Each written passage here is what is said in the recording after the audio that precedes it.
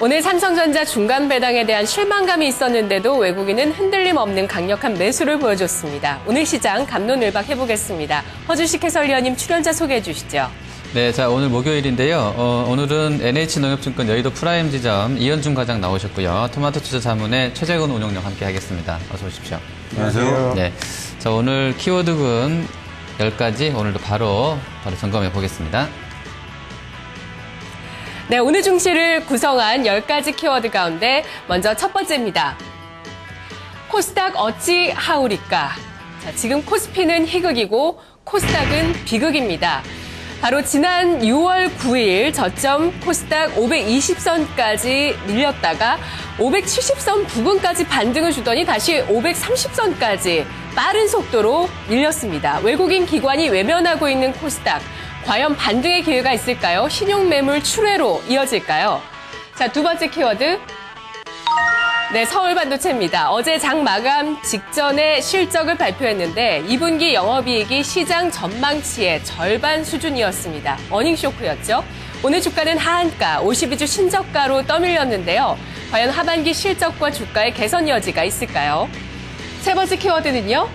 차바이오텍도 오늘 장중에 하한가로 떨어졌습니다. 2분기 실적 우려감이 있었고 유상증자 루머까지 돌았는데요. 하지만 회사 측에서는 유증을 검토한 바가 없고 2분기 실적도 쇼크 수준은 아닐 것이라고 밝혔습니다. 오늘 주가는 낙폭을 줄이면서 하한가는 면했는데요. 토론 시작해 주시죠.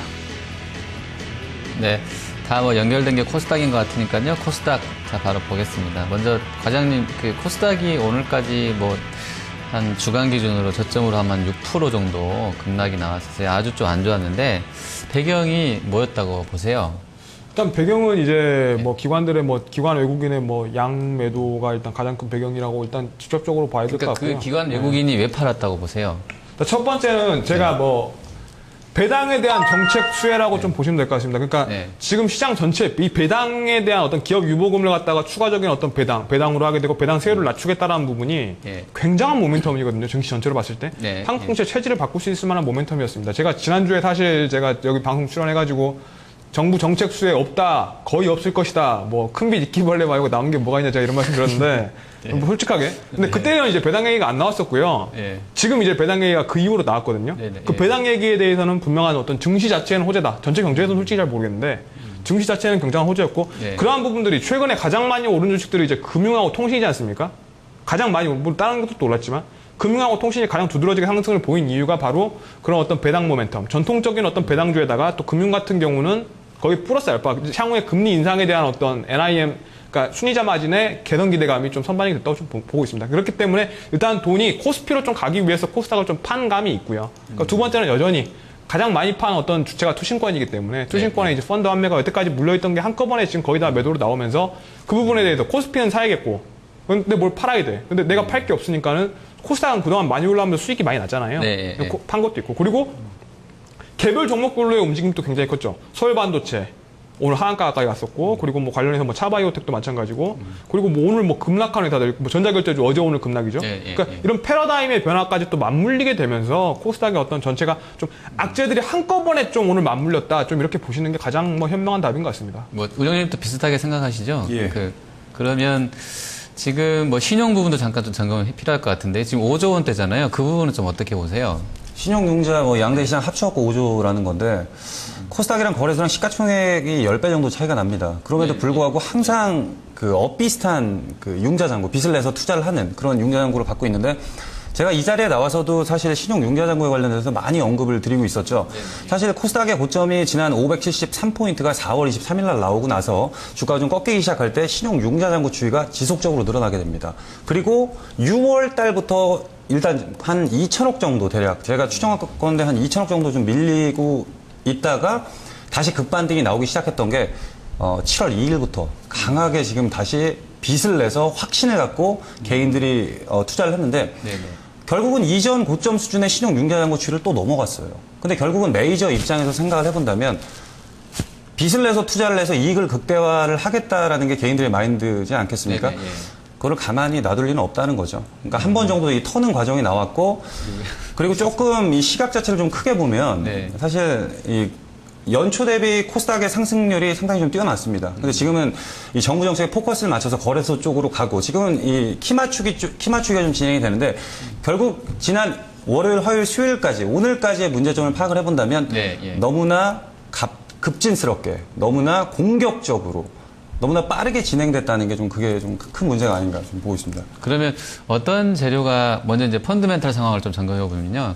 펀드멘탈하고요. 뭐 밸류에이션 이런 거 그래도 어떤 재료가 나와야 좀 움직일 수 있을지 반등을 할지 먼저 과장님 어떻게 보세요? 저는 이미 밸류에이션 쪽으로는 재료가 나왔다고 보고 있습니다. 지금 제가 봤을 때 뭐 30% 이상 올라갈 종목들 지금 20개 넘게 나왔거든요. 저번에 말씀하신 제가 보는 것만, 제가 네. 보는 것만 기준으로.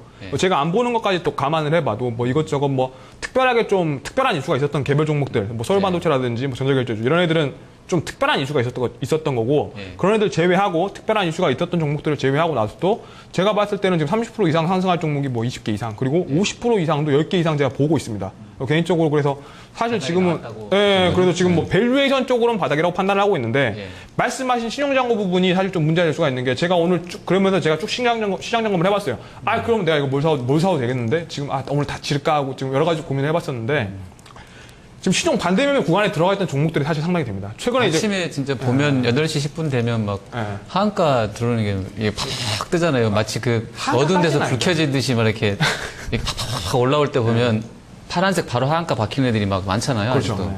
지금 하한가까지는 아닌데 지금 뭐 하여튼 사실 저도 유로비기 이후로 지금 단기간에 이렇게 급나간 거는 지금 진짜 오랜만이에요. 그래서 작년 6월 달엔 더 했죠. 비슷한 한 100포인트가 갑작스럽게 빠졌기 때문에. 길게 이제 계단식으로 하는 거고 지금 연속으로 지금 4일 연속으로 그냥 3, 4일 연속으로 무너진 오르는 거는 뭐 아시겠지만 하여튼 지금 무슨 얘기하다가 신용 부분이 맞아.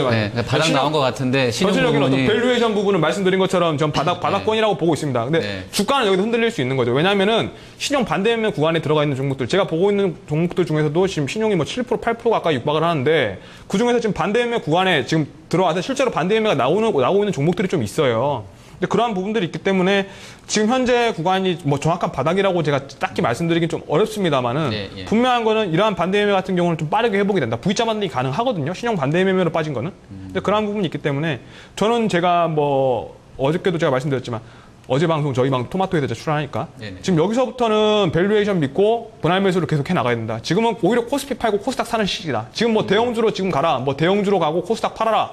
이건 좀 잘못됐다고 보고 있습니다. 오히려 지금 대형주를 팔고 코스닥을 하시는 게 기회다. 좀 이렇게 보고 있습니다. 그 운영용님도 같은 어떤 생각이세요? 그 어떤 게 뭐가 나와야 좀 이렇게 반등할 만하다. 이렇게. 아니, 대체로 동의를 하는데 뭐 주가는 결국 쌀 때 사는 거죠.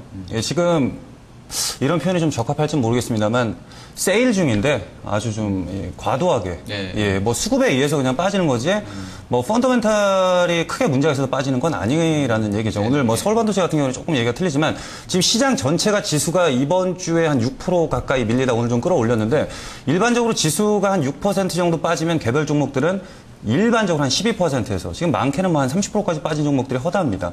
근데 과연 그들의 지금 펀더멘탈에 문제가 있느냐? 그렇지 않은 종목들이 상당히 많다는 얘기죠. 그러면 지금 시장의 흐름과는 무관하게 그런 종목들을 조금 선별해갖고 쌀 때 지금 점진적으로 좀 모아가는 게 좀 유효하지 않나.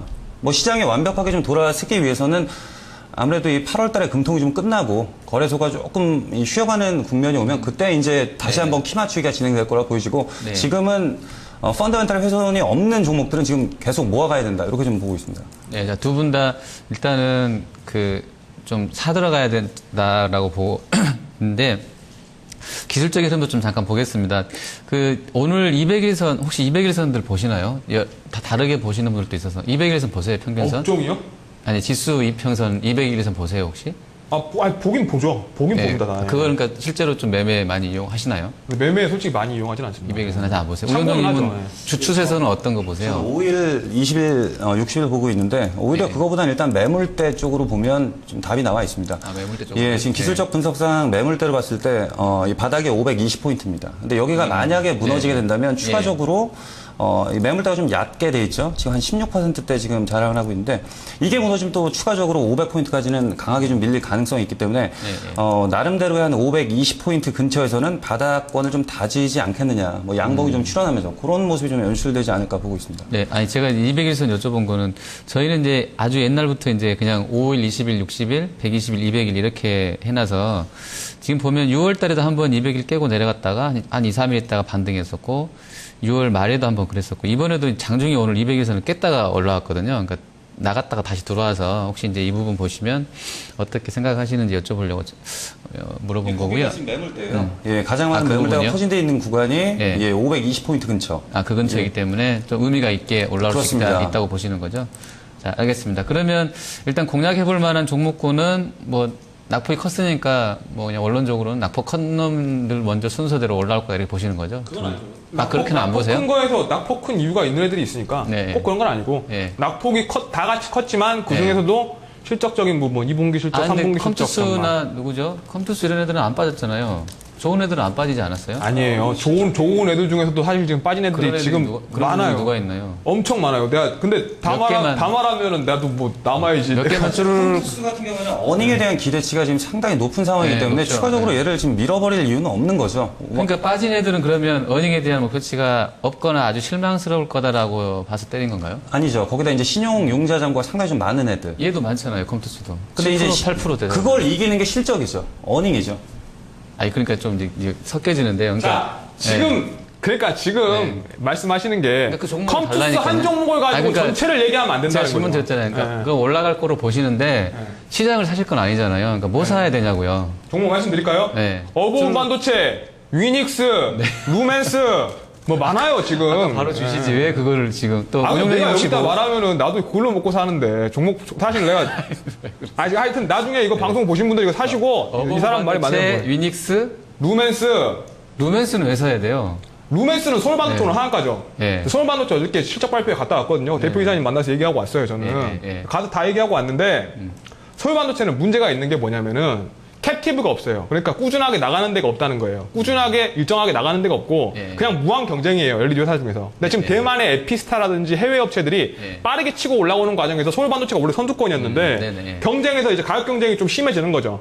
그 부분이 좀 문제가 되면서 마진이 지금 55%가 빠졌어요. 2분기 마진이. 근데 그런 부분에 대해서 근데 문제는 뭐냐면 대표이사님이 그 자리에서 좀 투명하게 공개를 해주셨으면 됐는데 공개를 좀 안 했어요.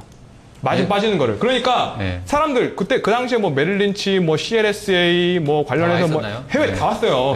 다 서울반도체는 대한민국에서 전 세계에서도 이제 그 LED 탑티어기 때문에 LED 탑티어기 때문에 다 왔는데 사람들이 거기서 이제 그 뭐 제품 믹스라 그러죠. 제가 제품 믹스 좋아졌다. 거기다가 뭐 시장 업황 턴어라운드 하고 있다. 치킨 게임도 마진 뭐 종료 구간이다. 다 얘기하는데 마진은 빠졌어. 매출 6% 빠졌는데 마진율이 55%가 빠졌어. 근데 이거 설명을 해야 될 거 아닙니까? 대표이사님 설명을 안 해. 판관비가 올랐대요. 근데 판관비가 작년 대비해서 1% 차이밖에 안 나요. 판관비가 올라서 빠졌다는데 설명이 안 되잖아요. 그러니까 그 부분이 시장의 신뢰가 깨진 거예요, 오히려. 그러니까 사실 지금 서울반도체 숨기고 있는 거죠. 서울반도체는 일단은 실적이 안 좋았던 부분이 하락의 가장 큰 이유기도 하지만 그보다 더 큰 이유는 불신에 있습니다. 불신이에요. 그거 어떻게 대표이사님 나와가지고 그렇게 말씀하시면 저라도 팔죠. 제가 개인적으로 보기에는 아이고 우리 애널리스트들한테 좀 한 말씀을 드리고 싶은데 아니 그들이 도대체 하는 일이 무언지 근데 그 추정치 자체가 어떻게 이렇게 차이가 날 수 솔직히 있겠습니까? 생각을 해보세요. 근데 애널리스트가 어떻게 하겠습니까?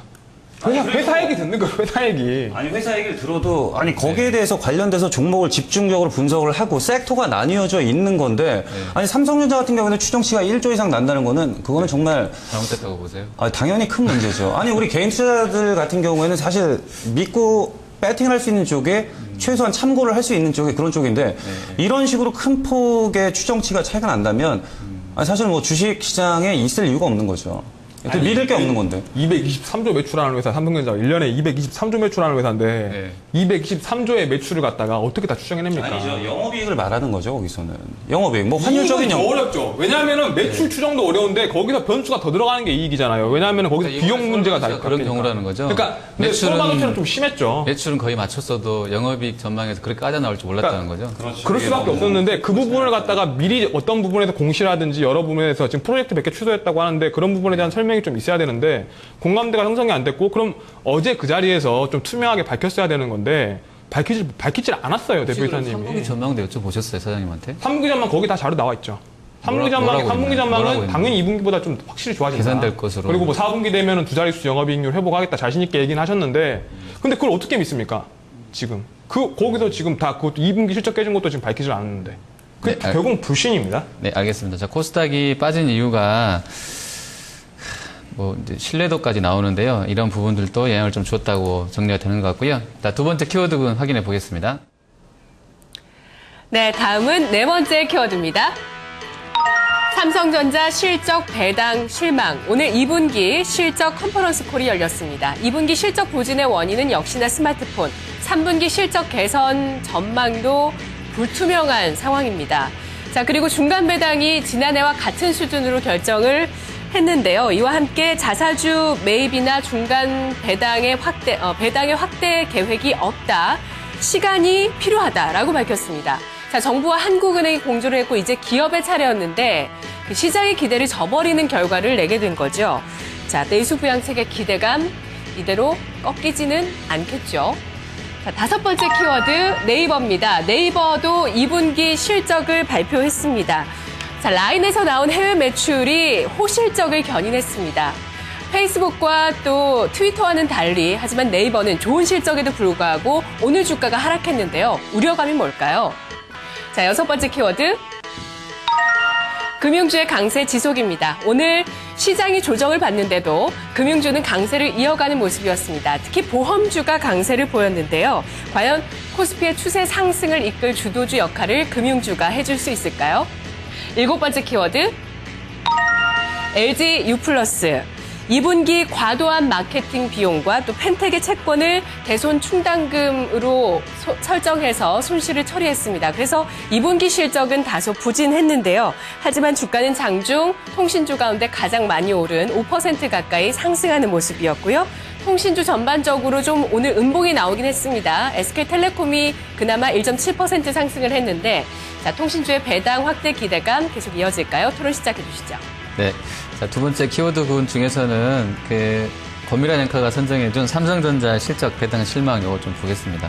오늘 일단 뭐 실적이 잠정이랑 같았잖아요.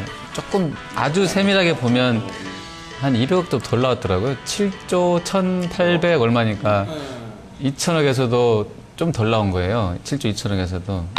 그 실망감도 있었을 것이고 사실 저는 개인적으로는 배당 실망까지는 아직 못 느꼈는데 시장에서는 일단 그렇게 좀 받아들인 것 같다고 하는데 배당은 어떨 걸로 보세요? 먼저 운영위원님부터. 배당 예측이 안 되는 거죠. 작년과 뭐 결론적으로 조금 많이 기대를 했었는데 똑같은 수준으로 했고 네. 사실 이 정부 정책에 포커스를 맞춘 기업들만 지금 거래소에서 좀 올라가고 있는 아주 무늬만 좋은 시장인데 삼성전자 같은 경우에는 사실 사내 유보금을 니네 과세, 그 배당으로 주거나 니네 임금으로 줘. 이게 정부 정책이 이런 거 아니겠습니까?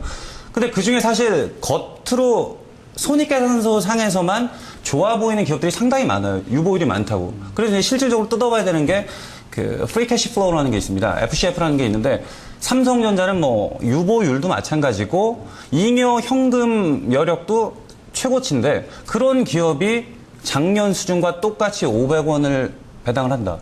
뭐 나름대로 좀 실망을 하지 않았겠느냐. 뭐 다른 기업들도 제가 보기에는 삼성전자 현재 이런 추세를 갖고 있다면 뭐 드라마틱하게 정말 우리가 기대하는 것처럼 그때 가봐야지 알겠지만 예측은 조금 불허하지 않나 좀 보고 있습니다. 네. 그리고 과장님은 어떻게 보셨어요? 배당 네. 저는 조금 별로 안 믿었었거든요. 삼성은 사실 얘네가 시설 자금이 많이 들어가잖아요. 1년에 20-30조씩 투자해야 되는데 뭐 누구 배당을 주겠어요. 그러니까 포인트를 이렇게 보죠.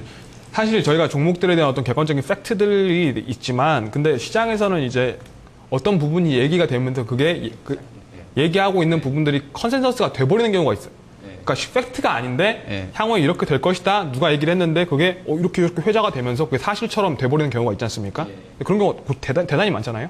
삼성전자 이번에 목표가 뭐 200만 원 뭐 이런 거 레포트 엄청나게 나왔지 않습니까? 그 다음에 낮춰가지고 170만 원까지 낮춘 이유.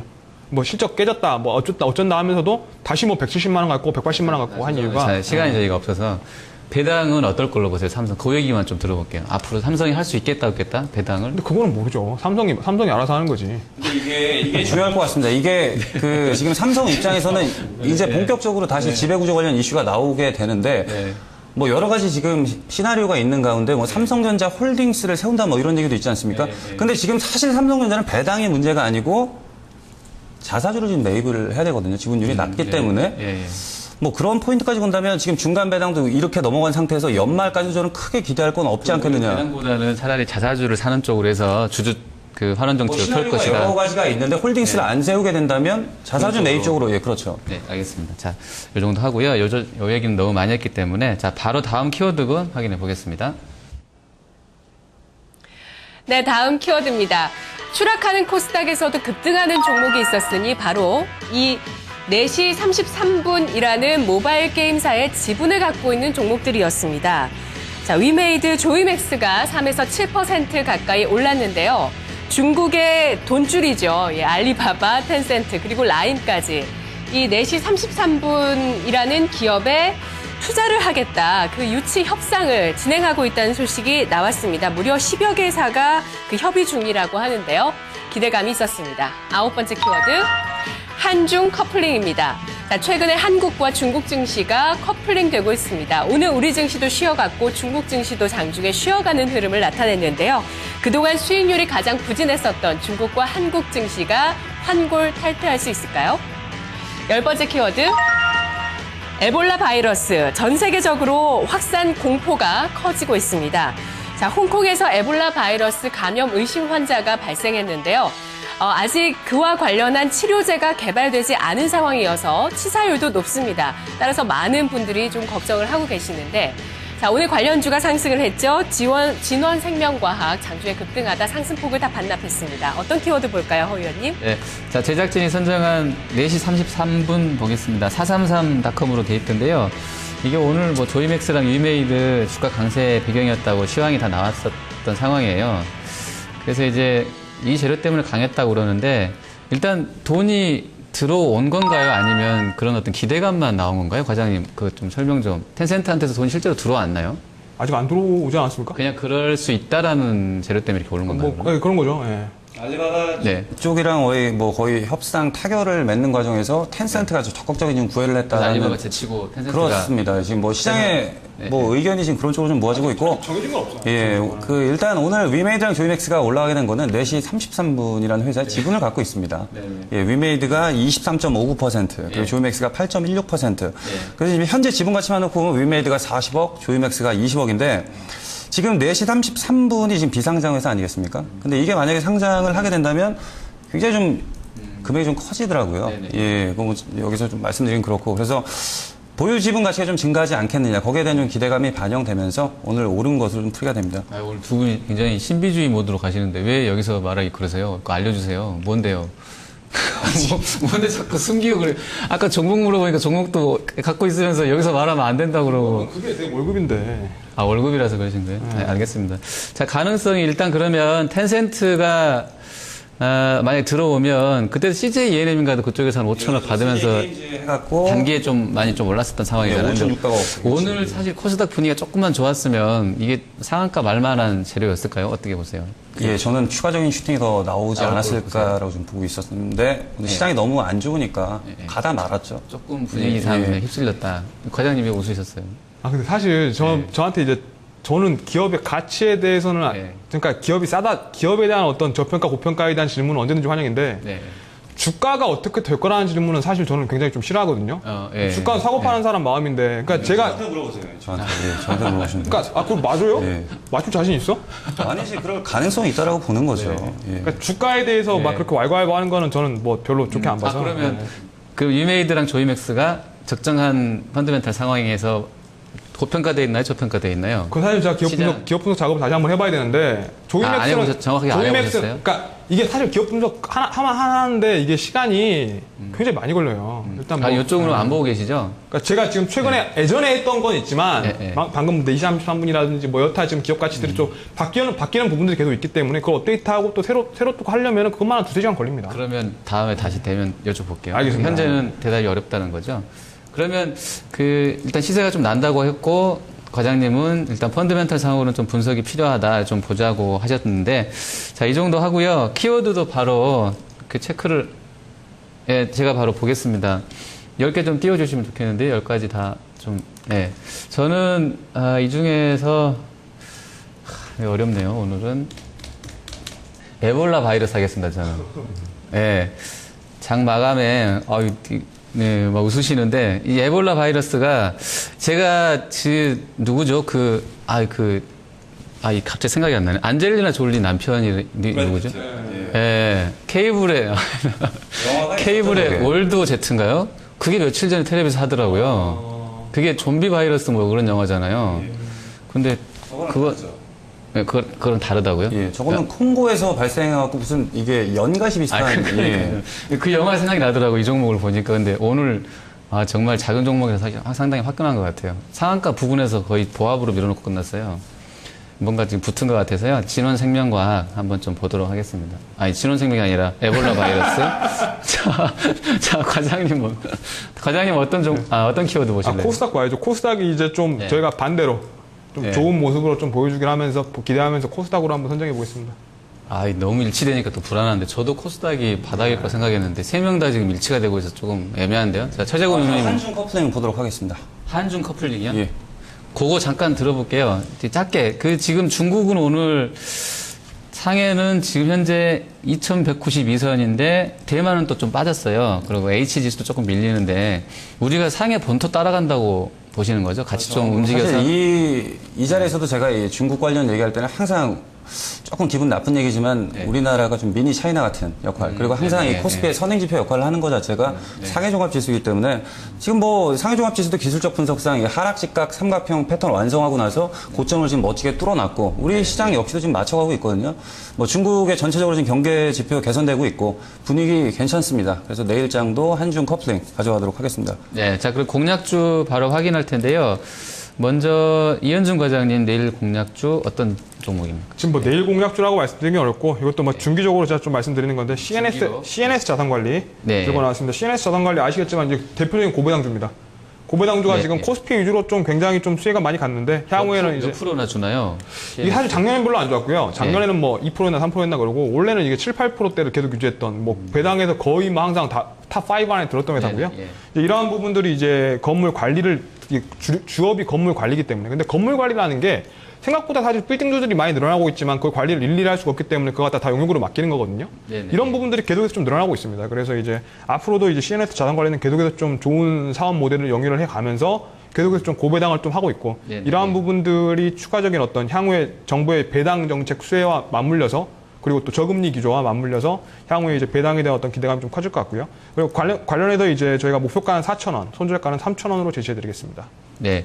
자, CNS 자산관리 보셨고요. 자, 최재근 의원님 어떤 종목이십니까? 네, 저 현대해철 갖고 왔습니다. 네. 투자 포인트만 좀 간략하게 말씀드리면 우선 수급에서 찾을 수가 있는데 지금 현재 시장 외국인 수급만 쫓아가도 반 이상은 하는 그런 시장입니다. 외국인들 매도 클라이막스가 지금 끝났고 6월 23일부터 지금 기조적인 순매수가 들어오고 있는 종목이고요. 기관도 지금 최근 한 5거래일 연속 순매수가 들어옵니다. 오늘 조금 팔았는데 일단 높은 수급 점수에서 종목을 뽑아봤고 두 번째 포인트라고 한다면 얼마 전에 2분기 실적을 발표를 했는데 어닝 서프라이즈를 발표를 했습니다. 네. 철강 같은 경우에 일반적으로 이 상반기가 계절적 비수기에 속하는데 실적이 상당히 좀 좋게 나왔다는 측면. 그리고 지금 제가 투자 포인트를 보고 있는 게 지금 이 중국에서 상반기에 철강 이 재고 조정이 마무리가 됐다라는 얘기가 있고요. 8월부터 9월 달까지 이어서 철강 다시 재고를 축적한다는 얘기가 이거 확실히 믿을 수는 없습니다만 이 철강 애널리스트들 사이에서 이 얘기가 나오고 있습니다. 요건 좀 제발 맞았으면 좋겠는데 뭐 결국은 재고 축적 사이클을 도래한다는 거는 그만큼 수요가 증가해서 가격이 올라갈 수 있다는 측면이 있겠죠. 그런 측면에서 현대제철 좀 긍정적으로 보고 있고요. 매수가는 오늘 종가로 들어가도록 하겠습니다. 목표가 85,000원, 손절가 73,000원 제시해드리도록 하겠습니다. 네. 자, 이현준 과장의 CNS 자산관리는 지금 현재 3,200원대인데요. 많이 줄 때는 얘네가 300원까지 줬었네요. 그럼 아까 말씀하신 대로 진짜 한 10%까지는 볼 수 있는 정말 고배당 주인 것 같고요. 좀 보시면 좋을 것 같고, 현대제철도 지금 상당히 뭐 기세가 좋은 종목이고요. 중국 모멘텀까지 좀 보게 되는 종목인 것 같습니다. 현대제철 역시도 투자에 참고해 보시면 좋겠습니다. 자, 시장이 뭐 오늘까지 거의 한 3, 4거래일 연속으로 극심한 양극화 장세 보여주고 있습니다. 종목 선정에 각별한 주의가 필요해 보이는 시황인 것 같습니다. 시청해주신 여러분 고맙습니다.